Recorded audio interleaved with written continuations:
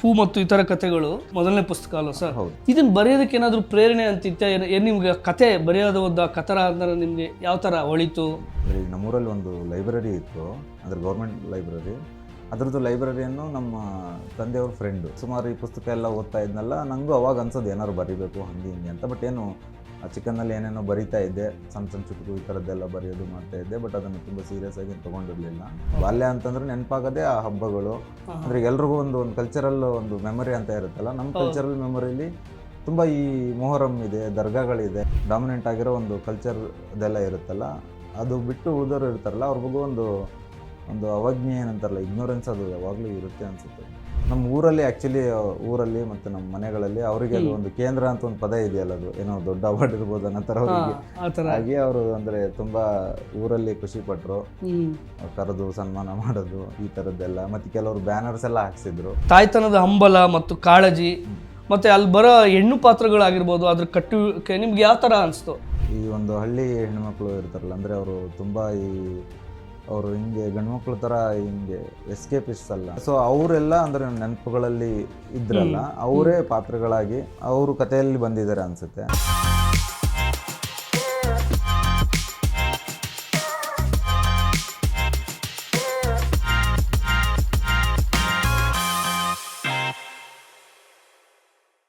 ನಮಸ್ತೆ ವೀಕ್ಷಕರೇ, ಇಂದು ನಮ್ಮ ಜೊತೆ ಯುವ ಸಾಹಿತಿಗಳಾದ ಮಂಜು ಚೆಳ್ಳೂರು ಅವರಿದ್ದಾರೆ. ಮೂಲತಃ ಕೊಪ್ಪಳ ಜಿಲ್ಲೆಯ ಕಾರಟಗಿ ತಾಲೂಕಿನ ಚೆಳ್ಳೂರವರು. ಅವರಿಗೆ 2023ರಲ್ಲಿ ಕೊಡಮಾಡುವ ಕೇಂದ್ರ ಸಾಹಿತ್ಯ ಯುವ ಪುರಸ್ಕಾರ ಅವಾರ್ಡ್ ಕೂಡ ಲಭಿಸಿದೆ. ಹಾಗೂ ಧಾರವಾಡದ ಕರ್ನಾಟಕ ವಿಶ್ವವಿದ್ಯಾನಿಲಯ ಆಗಿರ್ಬೋದು, ಗುಲ್ಬರ್ಗ ವಿಶ್ವವಿದ್ಯಾನಿಲಯ ಆಗಿರ್ಬೋದು, ಡಿಗ್ರಿ ಓದೋರಿಗೆ ಆ ಪಠ್ಯವನ್ನು ಕೂಡ ಅವರ ಒಂದು ಸಾಹಿತ್ಯ ಕೃತಿ ಪಠ್ಯವಾಗಿದೆ. ಅವರನ್ನು ಪ್ರೀತಿಯ ಒಂದು ಸ್ವಾಗತ ಮಾಡ್ತಾ ನಮ್ಮ ಇಂದಿನ ಜೀವಪದ, ನಮ್ಮ ಮುಕ್ತ ಮಾತುಕತೆಗೆ ಆಹ್ವಾನ ಮಾಡೋಣ. ಸರ್, ಧನ್ಯವಾದಗಳು ನಮ್ಮ ಜೊತೆ ನಮ್ಮ ಪ್ರೀತಿಯ ಕರೆಗೆ ಬಂದು ಇವತ್ತು ನಿಮ್ಮ ಅನುಭವಗಳನ್ನು ಹಂಚ್ಕೊಳ್ಳೋದಕ್ಕೆ ಪ್ರೀತಿಯ ಸ್ವಾಗತವನ್ನು ಕೋರ್ತೀನಿ ಸರ್. Thank you sir. ಪೂ ಮತ್ತು ಇತರ ಕಥೆಗಳು, ನೀವು ಮೊದಲ ಒಂದು ಸಂಕಲನ, ನಿಮ್ಮದು ಕಥೆಗಳ ಸಂಕಲನ. ಇದಕ್ಕಿಂತ ಹಿಂದೆ ನಿಮ್ಮ ಬಾಲ್ಯದ ನೆನಪಾಗಿ ನೀವು ನಮ್ಮ ಜೊತೆ ವೀಕ್ಷಕರಿಗೆ ಹೇಗೆ ಹಂಚ್ಕೊಳ್ಳೋಕೆ ಇಷ್ಟಪಡ್ತೀರಾ ಸರ್? ಕಾರಟಗಿ ತಾಲೂಕು ಚೆಳ್ಳೂರು ನಮ್ಮ ಊರು. ಓಕೆ. ಒಂದು ದೊಡ್ಡ ಊರೇ, ಅಂದರೆ ಒಂದು ಹಳ್ಳಿ. ಆ ಟೈಮಲ್ಲೇ ಒಂದು ಪಂಚಾಯತಿ ಇದೆಲ್ಲ ಇದ್ದಂಥ ಒಂದು ಊರು. ಅಲ್ಲೇ ನಾನು ಅಂದರೆ ನಂದು ಸ್ಕೂಲು, ಹೈಸ್ಕೂಲು ಮುಗಿಸಿದ್ದು. ಆಮೇಲೆ ನಾನು ಧಾರವಾಡಕ್ಕೆ ಬಂದಿದ್ದು. ಅಲ್ಲಿ ನಾನು ನಂದು PUC ಮತ್ತು BSc ಅಲ್ಲೇ ಕಂಪ್ಲೀಟ್ ಮಾಡಿದೆ. ಆಮೇಲೆ ನಂಗೆ ಜರ್ನಲಿಸಮಲ್ಲಿ ಇಂಟ್ರೆಸ್ಟ್ ಬಂತು. ಸೊ ನಾನು MA ಮಾಡಿದೆ. ಬಟ್ ಅದು ಏನೋ ಈ ಎಕನಾಮಿಕ್ ರೀಸನ್ಸಿಗೆ ಹಿಂಗೆಲ್ಲ ಆಗಿ ನಾನು ಅದನ್ನು ಕಂಟಿನ್ಯೂ ಮಾಡೋಕ್ಕಾಗಲಿಲ್ಲ. ಸೊ ಆಮೇಲೆ ನಾನು ಬೆಂಗಳೂರಿಗೆ ಬಂದೆ. ಸೊ ನೀವು ಬೆಂಗಳೂರಿಗೆ ಬರ್ತೀರಿ, ನಿಮಗೆ ಈ ಕೃತಿ ಪೂ ಮತ್ತು ಇತರ ಕಥೆಗಳು ಇದು ಮೊದಲನೇ ನಿಮ್ಮದು ಸಂಕಲನ ಆಗಿದ್ದ ಕಾರಣ ಇದೆ ಮೊದಲನೇ ಪುಸ್ತಕ ಅಲ್ವಾ ಸರ್? ಹೌದು. ಇದನ್ನು ಬರೆಯೋದಕ್ಕೆ ಏನಾದರೂ ಪ್ರೇರಣೆ ಅಂತಿತ್ತ? ಏನು ನಿಮ್ಗೆ ಕತೆ ಬರೆಯೋದು ಒಂದು ಕಥನ ಅಂದ್ರೆ ನಿಮಗೆ ಯಾವ ಥರ ಹೊಳಿತು? ನೀವು ಒಂದು ಪುಸ್ತಕ ಬರಿಬೇಕು ಅಂತ ಯಾವಾಗ ಆಲೋಚನೆ ಮಾಡಿದ್ರಿ? ಅಂದರೆ ಆ್ಯಕ್ಚುಲಿ ನನಗೆ ಮೊದಲಿಂದನೂ ಅಂದರೆ ಬರವಣಿಗೆ ಬಗ್ಗೆ ಆಸಕ್ತಿ ಇತ್ತು. ಅಂದರೆ ಸ್ಕೂಲ್ ಡೇಸಿಂದನೂ. ಅಂದರೆ ನಾನು ಮೊದಲಿಂದನೂ ಸ್ವಲ್ಪ ಜಾಸ್ತಿ ಇಂಟ್ರೋವರ್ಟ್ ಇದ್ದಿದ್ದರಿಂದ ಸ್ವಲ್ಪ ಓದಿನಲ್ಲಿ ಭಾಳ ಆಸಕ್ತಿ ಇತ್ತು. ಅಂದರೆ ಈಗ ನಮ್ಮೂರಲ್ಲಿ ಒಂದು ಲೈಬ್ರರಿ ಇತ್ತು, ಅಂದರೆ ಗೌರ್ಮೆಂಟ್ ಲೈಬ್ರರಿ. ಅದರದ್ದು ಲೈಬ್ರರಿಯನ್ನು ನಮ್ಮ ತಂದೆಯವ್ರ ಫ್ರೆಂಡು. ಸೊ ಅವ್ರು ಏನು ಮಾಡ್ತಾಯಿದ್ರು, ಅವ್ರದ್ದು ಹೊಲದ ಕೆಲಸ ಎಲ್ಲ ಇರ್ತಿತ್ತಲ್ಲ, ಎರಡು ಮಾಡಬೇಕಲ್ಲ, ಅಲ್ಲಿ ಯಾರು ಕೂರಕ್ಕೆ ಬೇಕಿರ್ತಿತ್ತಲ್ಲ, ನನ್ನ ಬಿಟ್ಟು ಹೋಗ್ಬಿಡ್ತಿದ್ರು. ಸೊ ನಾನು ಹಂಗಾಗಿ ಅಲ್ಲಿ ಸುಮಾರು ಈ ಪುಸ್ತಕ ಎಲ್ಲ ಓದ್ತಾ ಇದ್ನಲ್ಲ, ನನಗೂ ಅವಾಗ ಅನ್ಸೋದು ಏನಾದ್ರು ಬರಿಬೇಕು ಹಂಗೆ ಹಿಂಗೆ ಅಂತ. ಬಟ್ ಏನು ಚಿಕ್ಕನ್ನಲ್ಲಿ ಏನೇನೋ ಬರಿತಾ ಇದ್ದೆ, ಸಣ್ಣ ಸಣ್ಣ ಚುಟುಕು ಈ ಥರದ್ದೆಲ್ಲ ಬರೆಯೋದು ಮಾಡ್ತಾ ಇದ್ದೆ. ಬಟ್ ಅದನ್ನು ತುಂಬ ಸೀರಿಯಸ್ ಆಗಿ ತೊಗೊಂಡಿರಲಿಲ್ಲ. ಬಟ್ ಅದೊಂದು ನನಗೆ ತಲೆಯಲ್ಲಿ ಯಾವಾಗಲೂ ಇತ್ತು, ಏನಾದರೂ ಅನ್ಕೋಬೇಕಾದ್ರೆ ಏನೋ ಒಂದು ಈ ಥರದ್ದು ನೌಕರಿ ಮಾಡ್ತೀನಿ, ಜೊತೆಗೆ ಬರಿತೀನಿ. ಅಂದರೆ ಸುಮಾರು ದಿನದಿಂದನೂ ಹಾಗೆ ಇತ್ತು. ಆಮೇಲೆ ಅದು ಈಗ ನಾನು ಪೇಪರಲ್ಲಿ ವರ್ಕ್ ಮಾಡೋಕ್ಕೆ ಶುರು ಮಾಡಿದ್ಮೇಲೆ ಒಂದು ಸಲ ಯಾವುದೋ ಒಂದು ಪುರವಣಿಗೆ ಒಂದು ಕತೆ ಬರೆಯೋಣ ಅಂತ ಬರೆದೆ. ಸೊ ಅದು ಪಬ್ಲಿಷ್ ಆಯಿತು. ಅದರಲ್ಲಿ ಇದೆಯಲ್ಲ, ಅಂದರೆ ತೇರು ಸಾಗಿತಮ್ಮ ನೋಡಿರಿ ಅಂತ. ಅದು ಒಂದು ಬರೆದ್ಮೇಲೆ ನಂಗೆ ಅದನ್ನ ಸ್ವಲ್ಪ ಹಿಡಿತ ಸಿಕ್ಕಂಗಾಯಿತು. ಸೊ ಹಾಗೆ ಕಂಟಿನ್ಯೂ ಮಾಡಿದೆ ಸರ್ ಬರೆಯೋದನ್ನು. ಅಲ್ಲಿಂದ ನಿಮಗೊಂದು ಬರೆಯೋ ಒಂದು ಪ್ರೇರಣೆ ಸಿಕ್ತು, ಅಲ್ಲಿಂದ ನೀವು ಬರೆಯೋದಕ್ಕೆ ಶುರು ಮಾಡಿದ್ರಿ. ಸರ್, ನಿಮ್ಮ ಈ ಪುಸ್ತಕದಲ್ಲಿ ಪೂ ಮತ್ತು ಇತರ ಕಥೆಗಳಲ್ಲಿ ಹೆಣ್ತನದ ಬಗ್ಗೆ ಆಗಿರ್ಬೋದು, ಭಾಳ ಒಂದು ಮತ್ತು ಧರ್ಮ ನಿಬಂಧನೆಗಳ ಒಂದು ಕಟ್ಟುಪಾಡುಗಳನ್ನು ಬ್ರೇಕ್ ಮಾಡೋದಾಗಿರ್ಬೋದು, ಒಂದು ಹರಿಯುವ ನದಿ ಅಂತಲೇ ಹೇಳ್ಬೋದು, ಆ ಥರ ಇದೆ. ನಿಮ್ಗೆ ಯಾವ ಒಂದು ಇದು ತುಂಬ ಕಾಡುತ್ತೆ ಈ ಪುಸ್ತಕದಲ್ಲಿ, ನೀವು ಬರೆದಿರೋ ಈ ಪುಸ್ತಕದಲ್ಲಿ ಸರ್? ಅಂದರೆ ನೀವು ಅದು ಧರ್ಮದ್ದು ಹೇಳಿದ್ರಲ್ಲ, ಅದು ಅಂದರೆ ನಮ್ಮ ಊರಲ್ಲೇ ಅಂದರೆ ಇವಾಗ ಆ ಭಾಗನೇ ಅಷ್ಟು ತುಂಬ ಈ ಧರ್ಮದ ವಿಷಯದಲ್ಲಿ ಬೇರೆ ಭಾಗಗಳಷ್ಟು ರಿಜಿಡ್ ಆಗಿಲ್ಲ. Okay. ಅದರಲ್ಲಿ ಹಿಂದೂ ಮುಸ್ಲಿಂ ಈ ತರದ್ದೆಲ್ಲ ಅಂದ್ರೆ ಎಲ್ಲ ಹೈದರಾಬಾದ್ ಸಮಾನವಾಗಿದ್ದಾರೆ. ಅಲ್ಲಿ ನಮ್ಮಲ್ಲಿ ದೇವಸ್ಥಾನಗಳಷ್ಟೇ ದರ್ಗಾಗಳು ಇದಾವೆ. ಹೌದು. ಸೊ ನಾವು ಅಂದ್ರೆ ನಮ್ದು ಪ್ರತಿ ಅಮಾವಾಸ್ಯೆಗೂ ದರ್ಗಾಗಳಿಗೆ ಹೋಗೋದು, ಮತ್ತೆ ಈಗ ನಾವು ಮನೆ ಹಬ್ಬ ಅಂತಂದ್ರೆ ಮೊಹರಮ್ಮೆ. ಅಂದ್ರೆ ನಾವು ಎಲ್ಲರೂ ಹೆಂಗೆ ಈ ದೀಪಾವಳಿ ದಸರಾ ಹಿಂಗೆ ಹೊಸ ಬಟ್ಟೆ ತಗೊಂಡು ಮನೆಯೆಲ್ಲ ತೊಳೆದು ಇದು ಮಾಡ್ತಾರಲ್ಲ, ಈಗ ನಮ್ಮ ಮನೆಗಳಲ್ಲೆಲ್ಲ ಅದರಲ್ಲೂ ನಮ್ಮ ಕಮ್ಯುನಿಟಿಗಳಲ್ಲಿ ಮೊಹರಂ ದೊಡ್ಡ ಹಬ್ಬ. ಅವಾಗಲೇ ಬಟ್ಟೆ ತಗೊಳ್ಳೋದು, ಮತ್ತೆ ಫಕೀರ್ ಅಂತ ಹಾಕ್ತಿವಿ. ಓಕೆ. ಫಕೀರ್ ಅಂತ ಹಿಂದೂ ಆಗಿದ್ರು ಕೂಡ ಮೊಹರಂ ಹಬ್ಬನೇ ಅಲ್ಲಿ ಇವಾಗ್ಲೂ ನಾವು ರಜೆ ತಗೊಂಡು ಊರಿಗೆ ಹೋಗೋದು ಏನಿದ್ರು ಮೊಹರಂಗೆ. ಸೊ ಹಂಗಾಗಿ ಅದು ನ್ಯಾಚುರಲಿ ನಮ್ಗೆ ಅಂದ್ರೆ ಆ ಭಾಗದಲ್ಲಿ ಇತ್ತು. ಇವಾಗ ಅದು ಸ್ವಲ್ಪ ಅದು ಸಡ್ಲ ಆಗ್ತಾ ಇದೆ. ಅಂದ್ರೆ ನಿಮಗೂ ಗೊತ್ತಲ್ಲ, ರಾಜಕೀಯ ಕಾರಣಕ್ಕೆ ರಾಜಕೀಯದ ಒಂದು ರಾಜಕೀಯ ಧರ್ಮಗಳ ಒಂದು ಸಂಘರ್ಷ ಆಗ್ತಾ ಇದೆ. ಸೊ ಹಂಗಾಗಿ ಅದು ನಂಗೆ ಅಂದ್ರೆ ನ್ಯಾಚುರಲ್ ಆಗಿ ನನ್ನ ಕಥೆಗಳಲ್ಲಿ ಬಂದಿದೆ. ಅಂದ್ರೆ ಅದನ್ನ ನೋಡಿದ್ನಲ್ಲ ನಾನು, ನೆನಪುಗಳಲ್ಲಿ ಇರೋದನ್ನು ಅದೇ. ಅಂದ್ರೆ ನಮ್ ಬಾಲ್ಯ ಅಂತಂದ್ರೆ ನೆನಪಾಗದೆ ಆ ಹಬ್ಬಗಳು. ಅಂದ್ರೆ ಎಲ್ರಿಗೂ ಒಂದು ಕಲ್ಚರಲ್ ಒಂದು ಮೆಮೊರಿ ಅಂತ ಇರುತ್ತಲ್ಲ, ನಮ್ಮ ಕಲ್ಚರಲ್ ಮೆಮೊರಿಲಿ ತುಂಬಾ ಈ ಮೊಹರಂ ಇದೆ, ದರ್ಗಾಗಳಿದೆ, ಎಲ್ಲರೂ ಸಮಾನವಾಗಿ ಇದ್ದದ್ದು ಒಂದೇ, ಎಲ್ಲ ಸಕುಟುಂಬಕವಾಗಿ ಇದ್ದದ್ದ ಒಂದು ನೆನಪು ನಿಮ್ಮಲ್ಲಿದೆ. ಬಟ್ ಈಗ ನಿಮ್ಗೆ ಈಗ ಊರಿಗೆ ಹೋದ್ರೆ ಹೆಂಗ ಅನ್ಸುತ್ತೆ ಸರ್? ಯಾಕಂದ್ರೆ ಈಗ ಎಲ್ಲಾ ಧರ್ಮ, ರಾಜಕೀಯ, ಈ ಜಾತೀಯತೆ ಮತ್ತು ಅದ್ರೊಳ ಮಧ್ಯದಲ್ಲೂ ಇಷ್ಟೆಲ್ಲ ಇದಾಗಿ ಬಹಳ ಕಲುಷಿತವಾಗಿದೆ. ಊರುಗಳಲ್ಲೆಲ್ಲ ಅವಾಗ ಹೋಗೋದಕ್ಕೆ ಆ ಸಂಭ್ರಮ ಆಗಿರ್ಬೋದು, ಜಾತ್ರೆ, ಊರಿನ ಹಬ್ಬಗಳಾಗಿರ್ಬೋದು, ತುಂಬಾ ವೈಬ್ರೆಂಟ್ ಆಗಿತ್ತು. ಬಟ್ ಈಗ ನಿಮ್ಗೆ ಹೆಂಗ ಅನ್ಸುತ್ತೆ ಅದು? ಅವಾಗ ಹೆಂಗು ಇವಾಗ ಒಂದು ನೆನಪಿನ ಒಂದು ಅಂದ್ರೆ ಈಗ ಮೊದಲಿದ್ದಷ್ಟು ಅಂದ್ರೆ ಆ ಒಂದು ಅಂದ್ರೆ ಹಾರ್ಮನಿ ಅಂತೀವಲ್ಲ, ಒಂದು ಎರಡು ಧರ್ಮಗಳ ಮಧ್ಯೆ ಅಥವಾ ಸಹಬಾಳ್ವೆ ಅನ್ನೋದು, ಅಂದ್ರೆ ಜಾತೀಯತೆ ಅದು ಅವಾಗೂ ಇತ್ತು. ಇವನ್ ಆ ಹಬ್ಬದಲ್ಲೂ ಕಾಣ್ಬೋದು. ಅಂದ್ರೆ ಇವನ್ ಮೊಹರಂ ಅಲ್ಲೂ ಅಂದ್ರೆ ಅಲ್ಲಿ ಒಂದೊಂದು ಕೆಲಸ ಒಬ್ಬರಿಗೆ ಇರುತ್ತೆ. ಅಂದ್ರೆ ಅಲ್ಲಿ ಕಾಸ್ಟ್ ಹೈರಾರ್ಕಿ ನೀಟಾಗಿ ಕಾಣಿಸುತ್ತೆ ಅಲ್ಲಿ. ಅಂದ್ರೆ ಅದು ಮೊಹರಂ ಅಂದ್ರೆ ಭಾವೈಕ್ಯ ವಿಷಯದಲ್ಲಿ ನೋಡಿದ್ರೆ ಮೊಹರಂ ತುಂಬಾ ನಮಗೆ ಒಂದು ತುಂಬಾ ಅಂದ್ರೆ ಅದ್ರ ಬಗ್ಗೆ ಒಂದು ಇಷ್ಟ ಅನ್ಸಿದ್ರೆ, ಬಟ್ ಈ ವಿಷಯದಲ್ಲಿ ನೋಡಿದ್ರೆ ಅಲ್ಲೂ ಆ ಲಿಮಿಟೇಷನ್ಸ್ ಇದಾವೆ. ಬಟ್ ಅಂದ್ರೆ ಈ ಏನು ಹಾರ್ಮನಿ ಇತ್ತಲ್ಲ ಒಂದು ಎರಡು ಧರ್ಮಗಳ ಬಗ್ಗೆ, ಅದು ಇವಾಗ ಅಷ್ಟು ಕಾಣಿಸೋದಿಲ್ಲ. ಇವಾಗ ಅದನ್ನ ಒಂದಷ್ಟು ಕಮ್ಯುನಿಟಿಗಳು ಮಾತ್ರ ಮಾಡ್ತಾರೆ, ಉಳಿದವರೆಲ್ಲ ಒಂದ್ ಸ್ವಲ್ಪ ಅದ್ರ ಬಗ್ಗೆ ಒಂದು ಸಣ್ಣ ಅಸಮಾಧಾನ ಇರುತ್ತೆ, ಇದನ್ನ ಯಾಕೆ ಮಾಡ್ತಾರೆ ಅನ್ನೋ ಥರದ್ದು.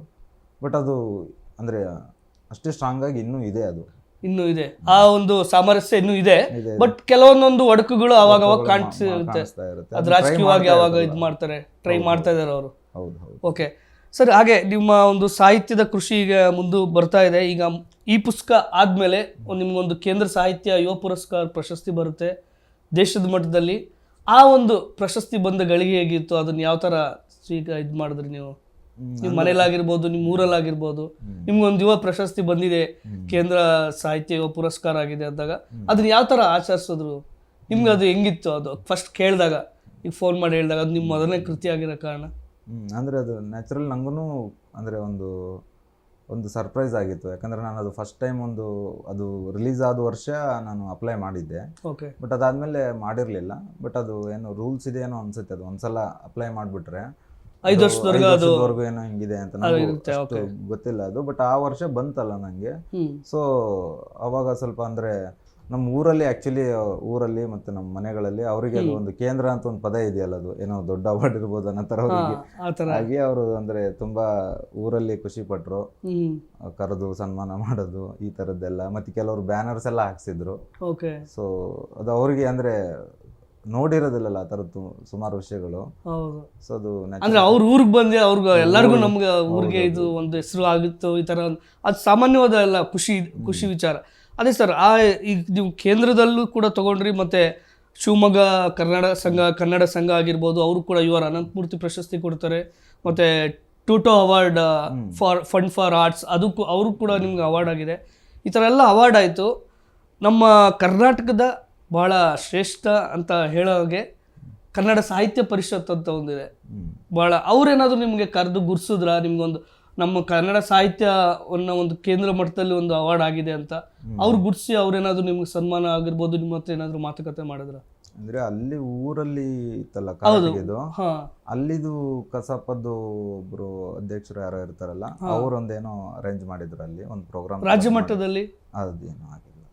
ಓಕೆ, ಅದ್ರ ಬಗ್ಗೆ ನಿಮ್ಗೆ ಅದರಲ್ಲಿ ಯಾವುದೋ ಒಂದು ರಾಜಕೀಯ, ಯಾಕಂದ್ರೆ ಬೇರೆ ಸಣ್ಣ ಪುಟ್ಟ ರಾಜ್ಯ ಮಟ್ಟದಲ್ಲೇ ಕೆಲವು ಪ್ರಶಸ್ತಿಗಳು ಬಂದಾಗ ಬಹಳ ಉತ್ಪ್ರೇಕ್ಷೆ ಆಗಿರ್ಬೋದು, ಮತ್ತೆ ತುಂಬಾ ವಿಜೃಂಭಿಸ್ತಾರೆ.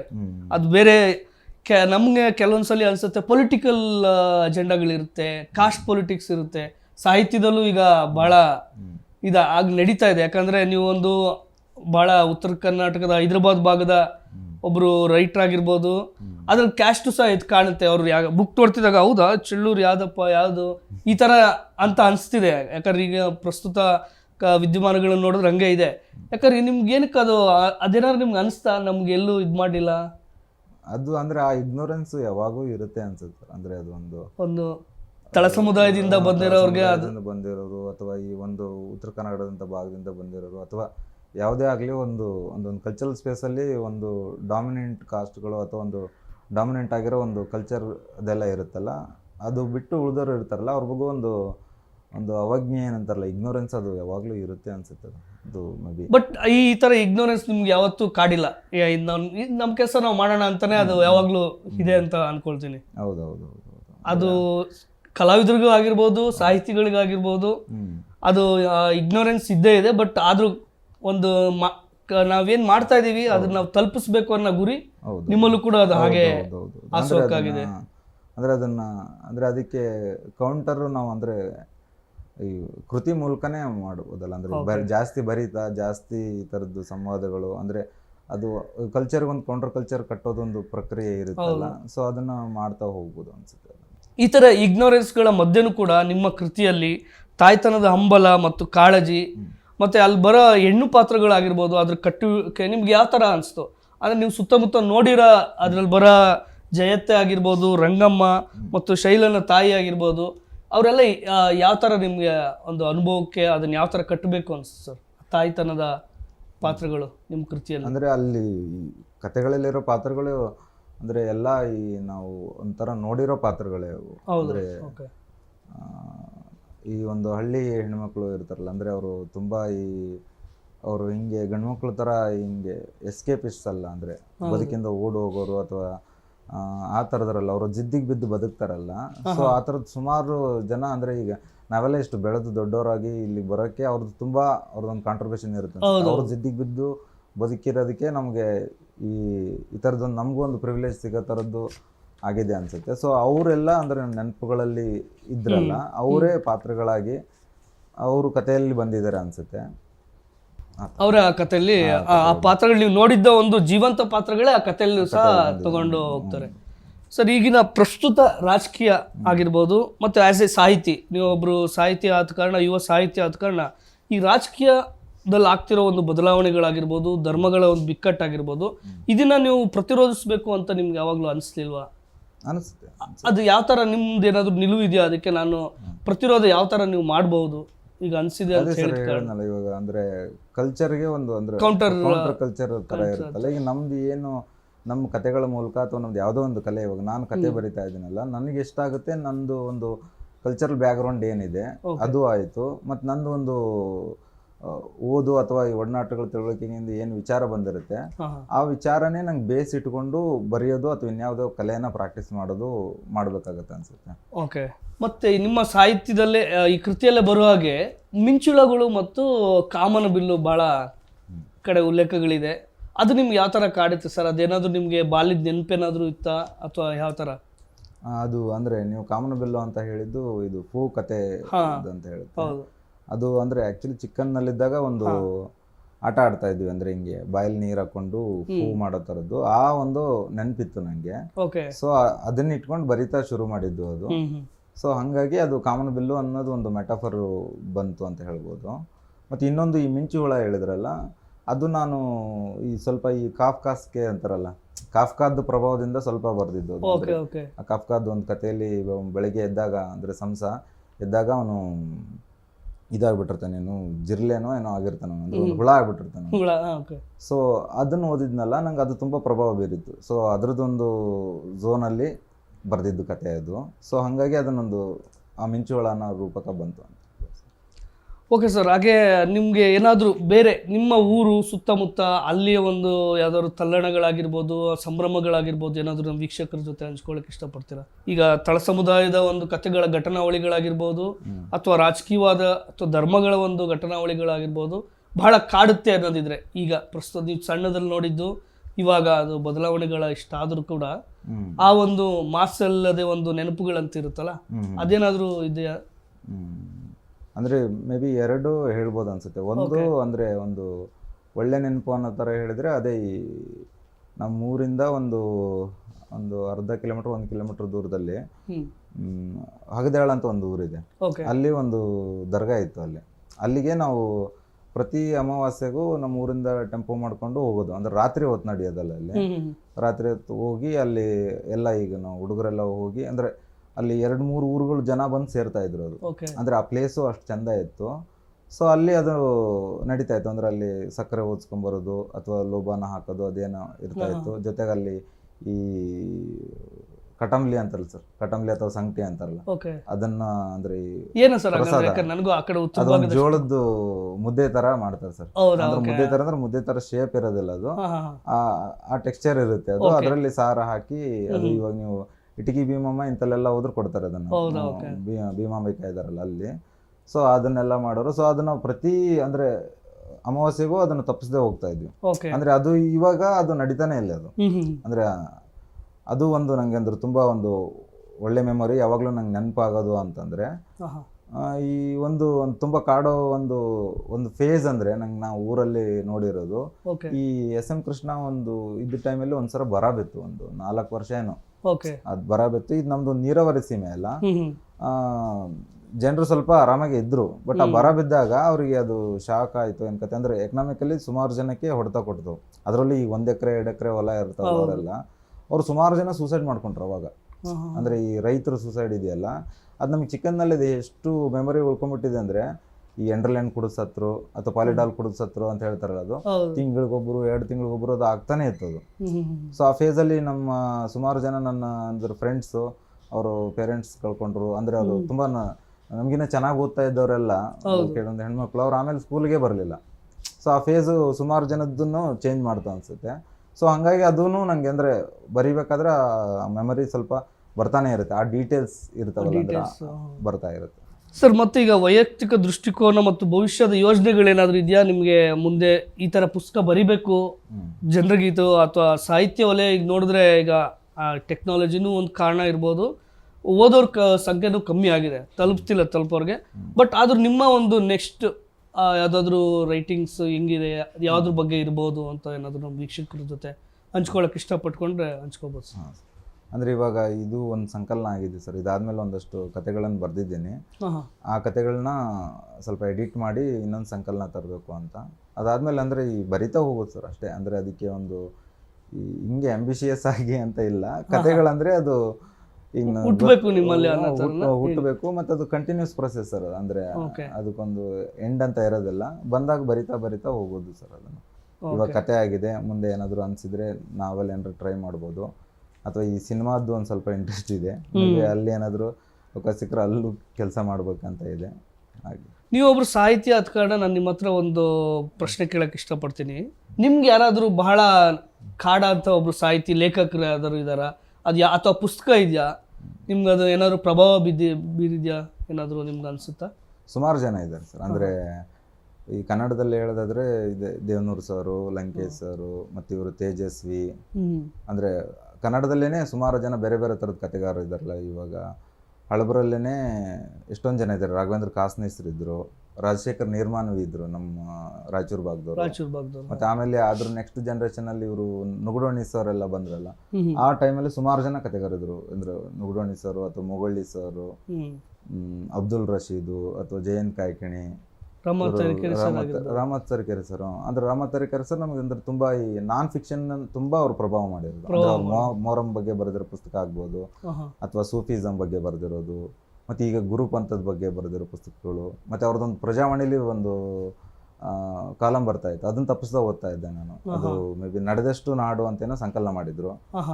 ಸೊ ಹಾಗೆ ಅಂದರೆ ಕನ್ನಡದ್ದು ಸುಮಾರು ಅಂದರೆ ಈ ಥರ ಒಬ್ಬರು ಲೇಖಕರು ಒಬ್ಬರಿಬ್ಬರು ಅಂತಲ್ಲ, ಊರಾಗ ಸುಮಾರು ಜನ ಅಂದರೆ ಒಂದು ಪ್ರಭಾವ ಬೀರಿದ್ದಾರೆ. ಮತ್ತು ಈಗ ಬೇರೆ ಭಾಷೆಯಲ್ಲಿ ಹೇಳೋದಾದರೆ ಈ ಕಾಫ್ಕಾ, ಮಾರ್ಕೆಜು, ಸಿಲ್ವಿ ಪ್ಲಾತು, ಆ ಥರದ್ದು ಹಲವಾರು ಜನ ನಿಮಗೆ ಪ್ರಭಾವ ಬೀರಿದೆ. ಓಕೆ ಸರ್, ಮತ್ತೆ ನಾವು ಪ್ರಶಸ್ತಿಗೆ ಬರೋದಾದರೆ, ಈಗ ಕೆಲವೊಬ್ಬೊಬ್ಬರು ನಾವು ಭಾಷಣಗಳು ಕೇಳ್ತಾ ಇರ್ತೀವಿ, ನನಗೆ ಅವಾರ್ಡ್ ಬಂದಿದೆ, ನನ್ನ ಜವಾಬ್ದಾರಿ ಹೆಚ್ಚಿದೆ, ನನ್ನ ಹೊಣೆಗಾರಿಕೆ ಹೆಚ್ಚಿದೆ ಅಂತ ಹೇಳ್ತಾರಲ್ಲ, ಅದನ್ನು ನೀವು ಎಕ್ಸೆಪ್ಟ್ ಮಾಡ್ತೀರಾ? ಅದು ಹೊಣೆಗಾರಿಕೆ ಅಂತೀರಾ? ಅದು ನೀವು ಪ್ರೊಸೆಸ್ಸಲ್ಲಿ ನಿಮ್ಮದು ಸೆಲೆಕ್ಟ್ ಆಯಿತು, ಅದು ಬಂತು. ಬಟ್ ಅದಕ್ಕೇನಾದರೂ ನಿಮ್ಮ ನಿಲುವು ಏನಾದರೂ ಇದೆಯಾ ನಿಮ್ಮ ಒಂದು? ಹೊಣೆಗಾರಿಕೆ ಹೆಚ್ಚು ಮಾಡುತ್ತೆ ಅನ್ಸುತ್ತೆ ಸರ್. ಅಂದರೆ ಒಂದು ಸಣ್ಣ ಕಾನ್ಷಿಯಸ್ ಮಾಡುತ್ತೆ ಅದು, ಬಟ್ ಅದು ಕಾನ್ಷಿಯಸ್ ಆಗೋ ಅಗತ್ಯನೂ ಇರಲ್ಲ ಅನ್ಸುತ್ತೆ. ಅಂದರೆ ಅದು ನಿಮಗೆ ನೀವು ಒಂದು ಜವಾಬ್ದಾರಿಯಾಗಿ ಬರೆಯೋಕೆ ನಿಮ್ಗೆ ಅವಾರ್ಡೇ ಬರ್ಬೇಕಂತೇನಿರಲ್ಲ. ಸೊ ಬಟ್ ಅಂದರೆ ಬರಹಗಾರರಿಗೆ ಅವಾರ್ಡ್ ಬರಲಿ ಬಿಡಲಿ, ಒಂದು ಅಂದರೆ ಅವನಿಗೆ ಅದು ಹೆಂಗೆ ಬರೆಯೋದು ಒಂದು ಫ್ರೀಡಮ್ಮು, ಹಂಗೆ ಒಂದು ಜವಾಬ್ದಾರಿ ಅಂತಲೂ ತಲೆಯಲ್ಲಿ ಇರುತ್ತಲ್ಲ. ಅಂದರೆ ಸುತ್ತ ಇರೋ ನಾವು ಜಗತ್ತಿಗೆ ನಾನು ಹೆಂಗೆ ರಿಯಾಕ್ಟ್ ಮಾಡ್ತಾ ಇದ್ದೀನಿ, ಸುತ್ತ ಇಷ್ಟೆಲ್ಲ ನಡಿಬೇಕಾದ್ರೆ ನಾ ಬರಿತಾ ಇದ್ದೀನಲ್ಲ, ಈಗ ನಾನು ಹೆಂಗೆ ರೆಸ್ಪಾಂಡ್ ಮಾಡ್ತೀನಿ, ಅಂದರೆ ನಾನು ಹೆಂಗೆ ಒಳಗೊಳ್ತಾ ಇದ್ದೀನಿ ಒಳ್ಳೆ ವಿಷಯಗಳಿಗೆ ಅಥವಾ ಕೆಟ್ಟ ವಿಷಯಗಳಿಗೆ ನಾನು ಹೆಂಗೆ ರಿಯಾಕ್ಟ್ ಮಾಡ್ತೀನಿ ಅನ್ನೋದು ಕ್ವಶನ್ ಇರಲೇಬೇಕಾಗುತ್ತೆ ಅನ್ಸುತ್ತೆ. ಸರ್, ನಾನು ಕೊನೆಯದಾಗಿ ಈ ಒಂದು ಜೀವಪದ ಇದರಲ್ಲೊಂದು ಪ್ರಶ್ನೆ ಕೇಳೋಕ್ಕೆ ಇಷ್ಟಪಡ್ತೀನಿ. ಈಗೆಲ್ಲ ಸಾಹಿತಿಗಳನ್ನು ನಾವು ಅವ್ರದ್ದು ಇತಿಹಾಸಗಳನ್ನ ಕೆಲವೊಬ್ಬೊಬ್ಬರದ್ದು ನೋಡಿದ್ರೆ, ಅಥವಾ ಈಗಿನ ಪ್ರಸ್ತುತ ಕಾಲಘಟ್ಟದಲ್ಲಿ ನೋಡಿದ್ರೆ ಏನಿದೆ ಅಂದರೆ ಗುರು ಪರಂಪರೆ ಅಂತ ಇದೆ. ಈಗ ಇವ್ರು ನಮ್ಮ ಶಿಷ್ಯ ಅಂತ ಅವ್ರ ಪುಸ್ತಕಗಳನ್ನೇ ಅವರು ಜಾಸ್ತಿ ಪ್ರೋತ್ಸಾಹ ಮಾಡಿರೋ ಆಗಿರ್ಬೋದು, ಪ್ರಮೋಟ್ ಮಾಡೋದಾಗಿರ್ಬೋದು, ಈ ಥರ ಇದೆ. ನಿಮಗೂ ಯಾವ್ದಾದ್ರು ಈ ಥರ ಗುರುಕುಲ ಪದ್ಧತಿ ಅಥವಾ ಗುರು ಪರಂಪರೆ ಏನಾದರೂ ಇದೆಯಾ?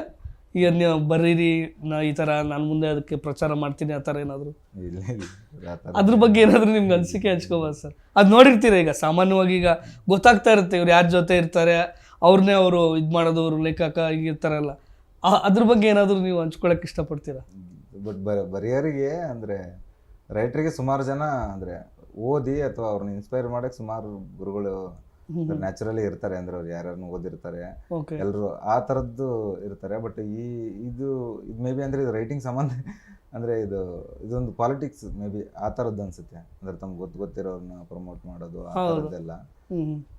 ಬಟ್ ಅದೇ ಗುರು ಪರಂಪರೆ ಇದೆ, ಬಟ್ ಈ ಥರದ ಗುರು ಪರಂಪರೆ ಅಲ್ಲ. ಅದೇ ಓದಿ ಅಂದರೆ ಸುಮಾರು ಜನ ರೈಟರ್ಸ್ ಮೊದಲು ಇರ್ತಾರಲ್ಲ, ಅವ್ರನ್ನ ಓದಿ ಒಂದು ಇನ್ಸ್ಪೈರ್ ಆಗಿ ಅವರಿಂದ ಒಂದು ಬರೆಯೋಕ್ಕೆ ಒಂದು ಇನ್ಸ್ಪಿರೇಷನ್ ತಗೊಳಕ್ಕೆ ಗುರುಗಳು ಇರ್ತಾರೆ ಅಂತ ಹೇಳ್ತಾರೆ. ಅಂದರೆ ಅದು ಗುರು ಅನ್ನೋದನ್ನು ಅಂದರೆ ಅದು ಅಂದರೆ ತುಂಬ ಈ ಕನ್ವೆನ್ಷನಲ್ ಇದರಲ್ಲಿ ಅರ್ಥದಲ್ಲ. ಒಬ್ಬ ಗುರು ಇರ್ತಾನೆ, ಅವನು ಶಿಷ್ಯ ಇರ್ತಾನೆ, ಆ ಥರ ಎಲ್ಲ ಇನ್ಸ್ಪೈರ್ ಆಗೋದು. ಇವಾಗ ನಾನು ನಿಮ್ದೊಂದು ಏನೋ ಒಂದು ಬರ್ದೆ, ನಿಮ್ಮ ಬರವಣಿಗೆಯಿಂದ ಏನೋ ಒಂದು ಇನ್ಸ್ಪೈರ್ ಆಗ್ತಿರ್ತೀನಿ, ನಮ್ದು ಇಂಟ್ರಾಕ್ಷನ್ ಆಗ್ತಿರುತ್ತೆ. ಸೊ ಆ ಥರದ್ದು ಒಂದಿರುತ್ತೆ ಅನ್ಸುತ್ತೆ. ಅದು ತುಂಬ ಪಾಸಿಟಿವ್ ಆಗಿ ಆಗೋದು ತಪ್ಪೇನಲ್ಲ.